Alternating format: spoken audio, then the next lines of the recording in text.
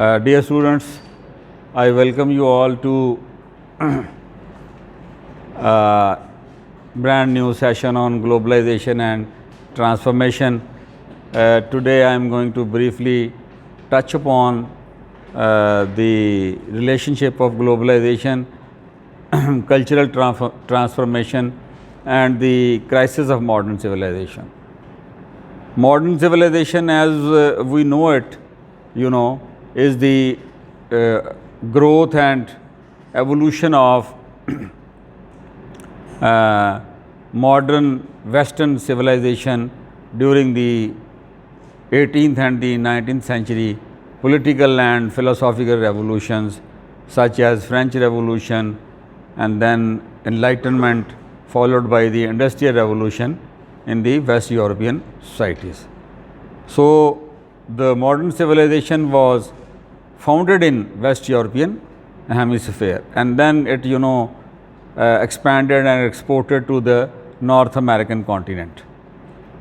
And when I use the term modern civilization, I am mostly referring it to the North American. It is you should keep in mind that I am talking towards I am referring to the North American dominant role in this civilization, because North America is the most representative of the Western civilizational and cultural values.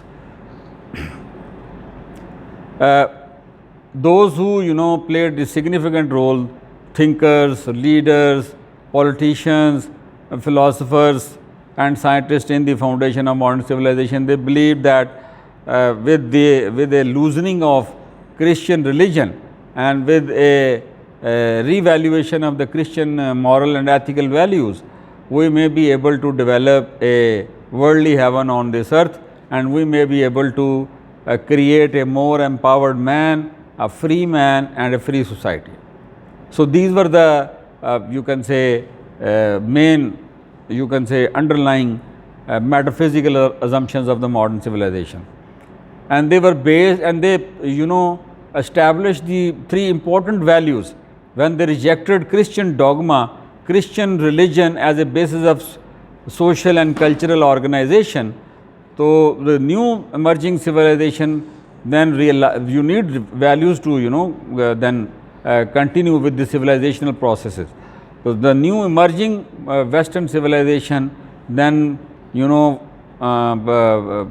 galvanized itself around three crucial values, and they were objectivity and rationality and autonomy.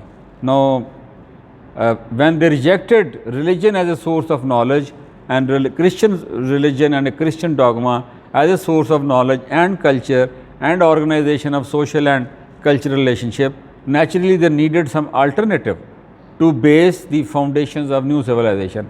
So, the writers and philosophers, Western writers and philosophers, they said reason is the most suitable candidate, intellect is the most suitable candidate, and man has no grown, as Kant has claimed that man has been living in a self-imposed tutelage of religion, and now it has waken up out of that dogmatic slumber, and it is now free enough to formulate not only its own destiny, but can understand nature and society as well. So, he said that through reason, through the use of reason, we can establish a healthy and progressive civilization.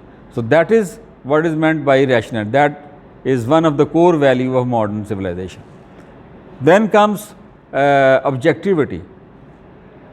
The founders and the philosophers and the leaders of the Western civilization, they believed that we can establish an objective understanding of reality, and regardless of space and time, and regardless of cultural and moral and personal taste.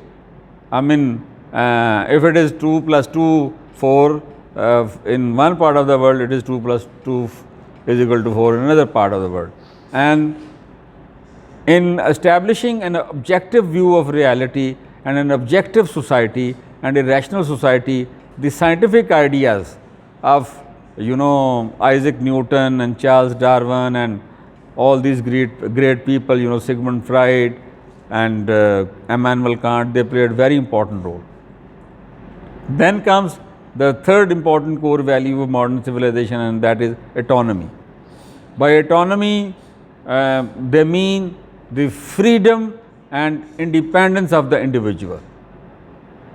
I mean, it is paramount value in the Western, even today, in the crisis which the Western civilization is facing. Even in that crisis situation, individual, the concept of individual, the autonomy of the individual, the freedom of the individual is of paramount importance, is of unique significance. And there is, if you listen to any American president, you listen to any policy maker, listen to any American philosopher or historian, they would say that the freedom and the liberty of an individual is very important. And we are a free society, and we are a free culture, and what is important, that we have to protect the freedom. It's a free world versus the rest of the world, for example, the Russian and the Chinese, because the Chinese model is a communist model of development, and the Russian model is in between state and free market. In Americas, in the modern, which is the harbinger of modern civilization, so these three values, they played a significant role, a fundamental basic role in bringing out a cultural transformation from a pre-modern and medieval Europe to a modern Europe, and from a pre-modern and medieval man to a modern man who is rational, who is autonomous, and who is objective in his relationship and in his social and cultural life. You see, so then these values, they went on to establish on the basis of these values great social sciences, scientific discoveries, and the discoveries in the natural sciences and the physical sciences, discoveries in technologies and industrial revolution, they all started. But at the same time, with the rise of industrial revolution, under the influence of these values, people started migrating from the villages and the rural areas of Western Europe to the bigger cities, to Paris, to London, to New York, all these big cities, and rather mega cities. And what happened? That the traditional family system and the harmony and the balance of the traditional family life, that was greatly disturbed due to the industrialization and modernization of Western society. And gradually what happened, that the psychologists and the philosophers of Western civilization, they realized, particularly Carl Jung, Jean-Paul Sartre, Albert Camus, there are several people, Viktor Frankl, who said that the contemporary Western civilization, contemporary modern civilization has lost its direction. It is too materialistic, its metaphysics has become atheistic, it is secular, and its emphasis on liberalism has made it go astray. It has become a rudderless, directionless civilization, due to which the emphasis on individuality and the emphasis on the uniqueness of individual has led towards a sort of crisis, existential crisis, in which the individual men and women, they have become isolated from each other. And under the onslaught and under the impact of the industrialization and industrial revolution, the cohesion and the harmony and the stability of the traditional families and traditional societies have greatly suffered. Now what happened? As a result, the alienation, the loneliness, and the psychosis and the neurosis started appearing in the Western society. And that has not stopped through that ultimately led to two great wars. The materialist and the atheistic bent of the Western civilization led it towards nationalism and fascism and Marxism. All these three philosophies are the product of the materialistic metaphysics of the Western civilization. And all these philosophies, although materialistic, but they were at contradiction, at collision path to each other. And it was natural that these contradictory philosophies gave rise to First World War from 1914 to 1919, and then the Second World War from 1939 to 1945. These two world wars, they left scars and traumas on the Western societies and Western civilization. But somehow the influence of the traditional morality, Christian morality and traditional ethics, Christian ethics remained, in the Western society in one way or the other. A majority of Protestant and Catholic, Roman Catholics, they continued practicing in their private lives. Although as far as the political and the state level was concerned, the secular and the religious became separate, and it became an open and declared political practice and philosophy in West European states that religion has nothing to do with the business of state. Religion is a private matter of an individual. But having said that, the religion did remain important within the private life and within the family lives of the Western civilization. And the society, up to Western society and Western civilization, kept its, you can say, harmony and its meaningful direction up to some extent. But with Cold War, and with the collapse of Soviet Union, when the enemy to the Western civilization disappeared, the Western civilization became rudderless, directionless, and the utter rejection of religion then, and the spread of atheism through technological and through social media channels, particularly Facebook and YouTube and Instagram and other outlets, that led to a new kind of psychological and existential crisis within the Western civilization. And it has not remained, confined within the boundaries of Western and North American hemispheres. It has now become contagious, and it has gone to other parts of the world, to India and to Japan, to Australia and China even, and even the Islamic countries, which are based on traditional values, which are based on family values, which are based on harmonious and cooperative social system. They have also become exposed. How? Because of the neoliberal free market economy of the West.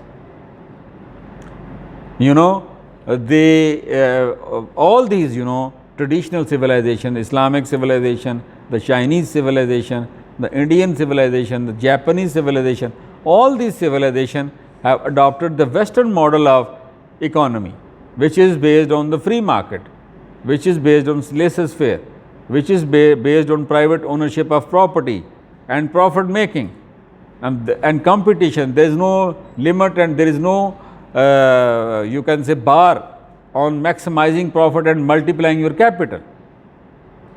And the role model is a happy-go-lucky, capitalist like Jeff Bezos or like Elon Musk, who are projected as the epitome of the achievement of the neoliberal economic model, you see. But at the same time, it has created psychological and emotional imbalances, not only in the Western world, but in other parts of the world.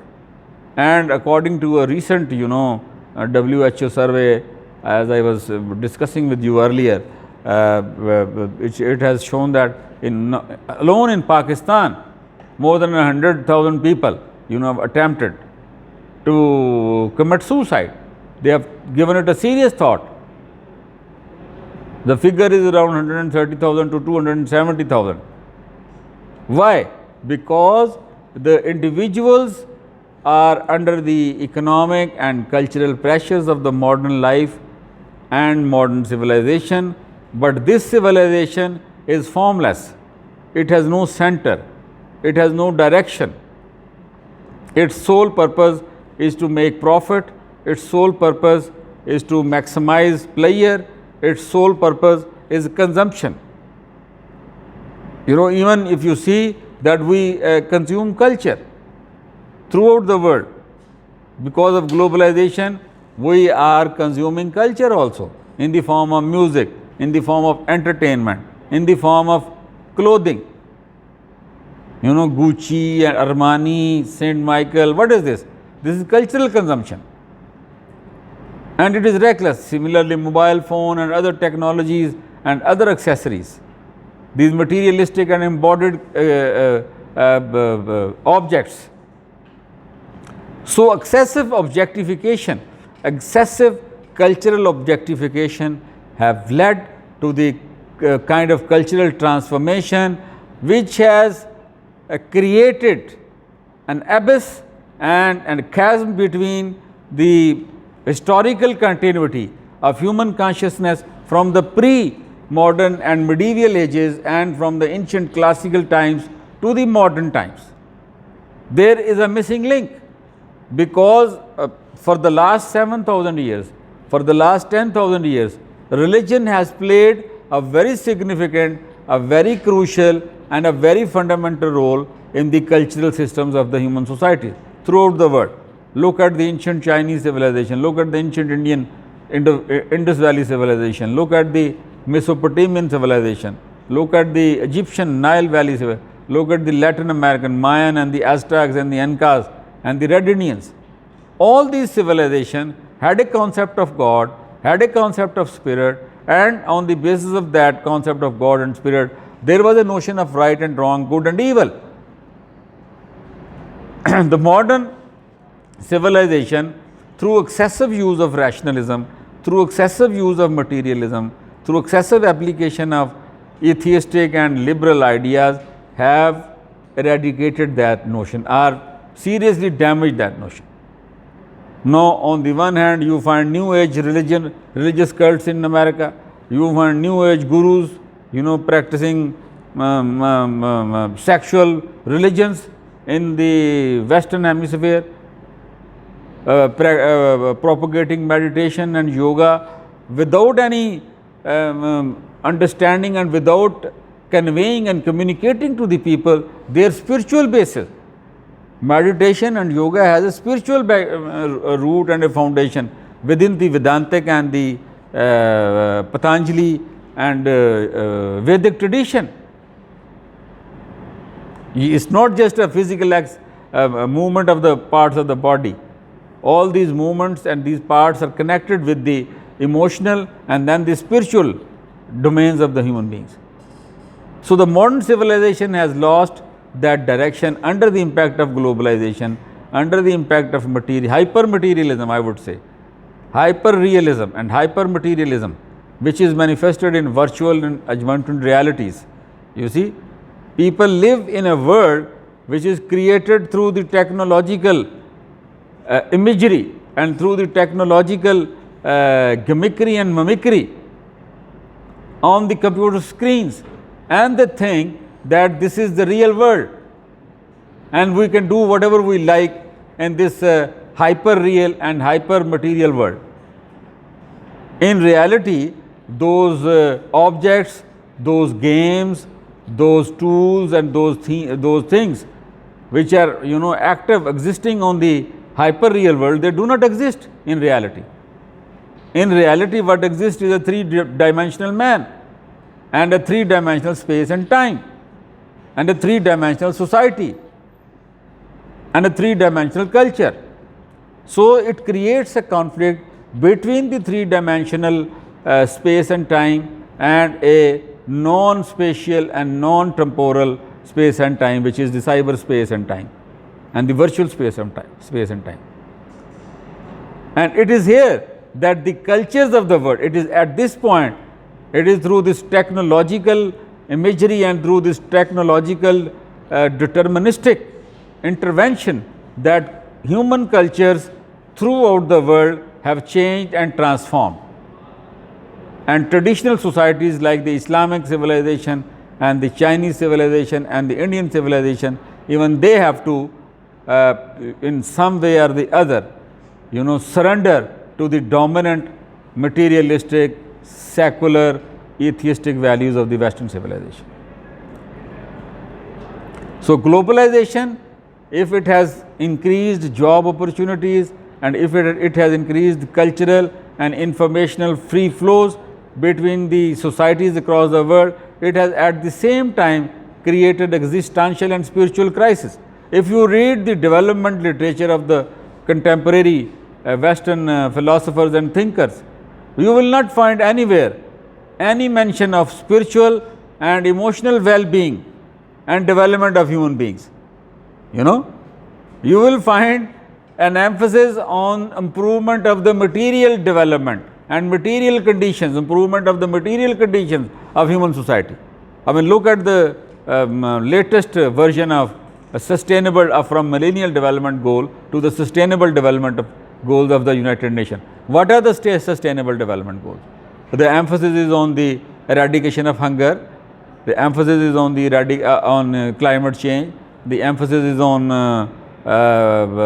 gender equality, all emphasis, all indicators, 13, 14 areas, you know, zero poverty, you see, better cities, which sustainable cities, all emphasis of the sustainable development, and they have been propagated as the apex achievement of the modern West. All emphasis is on the improvement of material conditions, and the most fundamental and crucial and basic aspect of civilization, which is the spiritual foundation of human beings and humans, that is ignored in the sustainable development goals. So, how can we achieve a harmonious and balanced development of human societies?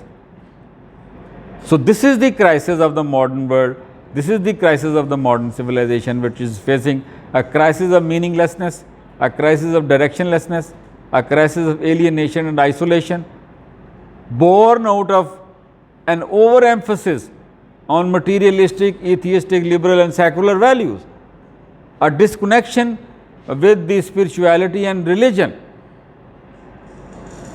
and even the traditional civilization like Islamic societies and the Hindu societies, they have come to embrace the modernizing Western values and civilization.